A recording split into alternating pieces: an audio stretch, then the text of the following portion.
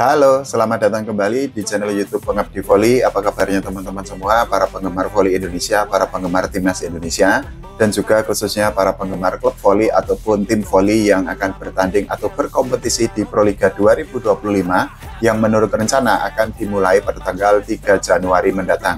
Oke, hari ini kita akan membahas tentang bursa transfer pemain yang akan membela masing-masing klub di Proliga 2025. Bursa transfer atau isu atau rumor mengenai perpindahan pemain ini sangat panas karena semua tim itu berlomba-lomba untuk mendapatkan pemain terbaik yang menjadi incarannya.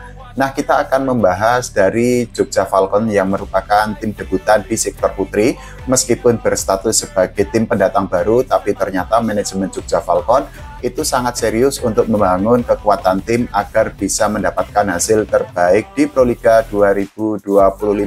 Salah satu wujud atau bentuk komitmen dari manajemen Jogja Falcon itu adalah dengan mendatangkan pemain asing.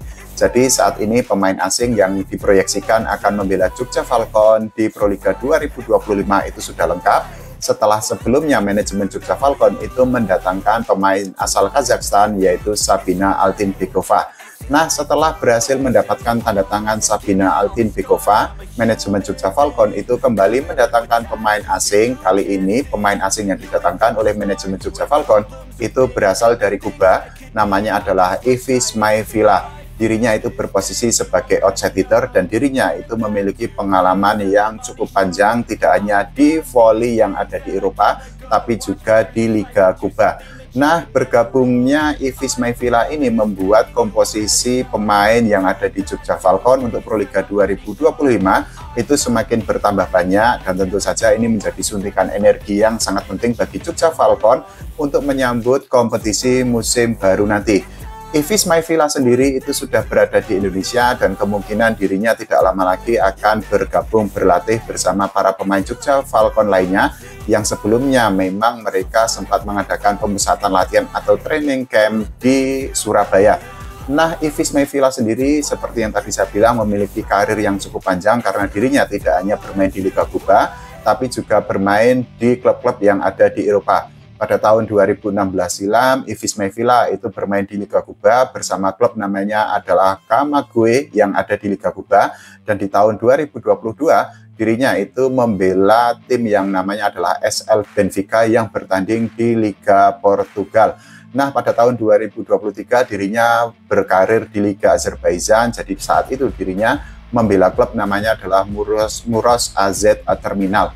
Selain memiliki rekam jejak atau pengalaman yang cukup panjang, Ivis Maevila sendiri itu juga memiliki daftar prestasi, tidak hanya prestasi secara tim, tapi juga individu yang patut dibanggakan. Karena apa? Kalau kita bicara tentang prestasi individu Ivis Maevila, dirinya itu pernah dinobatkan sebagai Best Outside Hitter di Norge Cup America Cup Final 6 pada tahun 2023 silam. Selain itu juga Ivis Maevila itu pernah menjadi Best Outside Hitter di Taça Federação Portugis pada tahun 2022. Untuk prestasi tim sendiri, Ivis Maevila itu pernah membantu timnya itu menjadi runner-up di Liga Azerbaijan pada tahun 2023 dan menjadi runner-up di Liga Kuba pada tahun 2021. Selain itu, salah satu puncak prestasi Ivis Maevila adalah ketika membantu timnya menjadi juara Taça Federação Portugis pada tahun 2022 silam. Nah, selain itu kita akan membahas tentang Surabaya Samator karena apa? Ini ada kabar yang sangat mengembirakan untuk para fans atau para penggemar Surabaya Samator karena manajemen Surabaya Samator akhirnya bisa untuk mendatangkan Luffy Febrianugraha untuk bertanding di Proliga 2025 nanti. Musim lalu Luffy itu membela Jakarta Stinbin, tapi tim putra Jakarta Stinbin dan juga tim putri Jakarta Stinbin itu sudah diputuskan untuk tidak bertanding di Proliga 2025 nanti. Nah, bergabungnya Luffy ini menjadi sebuah tambahan tenaga yang sangat penting bagi Surabaya Samator karena Luffy itu merupakan salah satu pemain muda yang memang sangat potensial, kemampuannya sangat baik, dan dirinya itu diharapkan bisa untuk menjadi bintang timnas voli Indonesia di masa depan. Bahkan ada banyak anggapan dari para voli mania, dari para penggemar voli Indonesia yang menyebut bahwa Luffy Febrianugraha itu merupakan the next Rifa Nurmulki karena mereka memiliki posisi yang sama sebagai opposite hitter.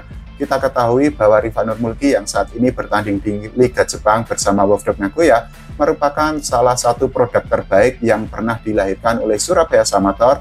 Selain Rifanur Mulki, tentu saja masih ada banyak pemain lainnya yang memang mereka lahir dari gemblengan yang sangat keras, yang sangat disiplin di Surabaya Samator. Sebut saja dulu ada Ayib Rizal, kemudian ada Afan Priyowijaksono, kemudian di generasi selanjutnya masih ada Randy Tamamilang dan juga ada Nizar Zulfikar. Nah, Luffy Febian sendiri meskipun masih muda, dirinya memiliki jam terbang yang sangat banyak.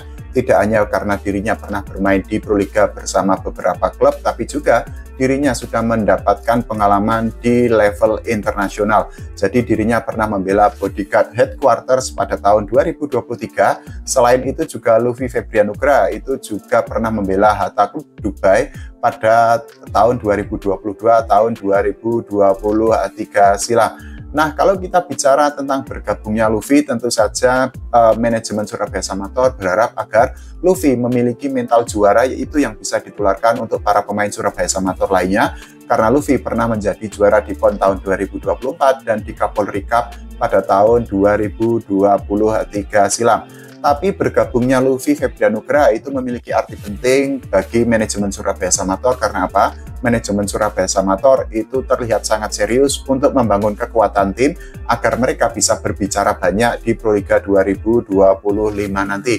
Sebelumnya manajemen Surabaya Samator itu juga sudah mendatangkan dua pemain asing, yaitu Yaisel Punales yang berposisi sebagai outside hitter dan juga Livan Tabuada yang merupakan setter timnas Kuba dan pernah tampil di VNL tahun 2023. Poin penting lainnya adalah manajemen Surabaya Samator itu berkomitmen untuk mendatangkan pemain top dengan kualitas terbaik untuk membela Surabaya Samator agar bisa mendapatkan hasil terbaik di Proliga 2025.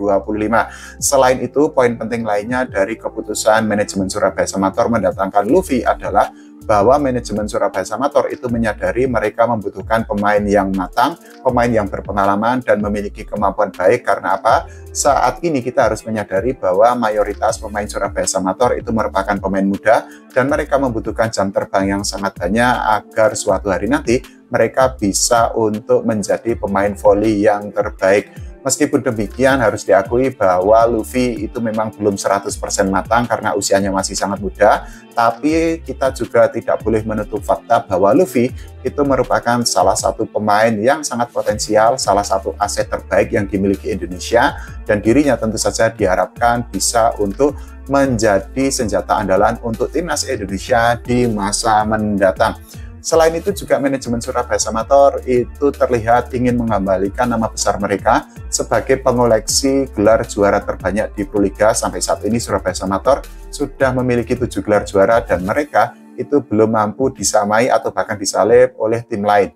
Nah, kalau menurut teman-teman semua, bagaimana tentang gerak cepat atau manuver yang dilakukan oleh Jogja Falcon dan juga Surabaya Samator? Silahkan tulis di kolom komentar. Kita doakan agar Jogja Falcon dan juga Surabaya Samator mendapatkan hasil terbaik di Proliga 2025. Tidak lupa kita doakan agar timnas Indonesia bisa mendapatkan prestasi, tidak hanya di level SEA Games, tapi juga di level Asia dan juga di level dunia.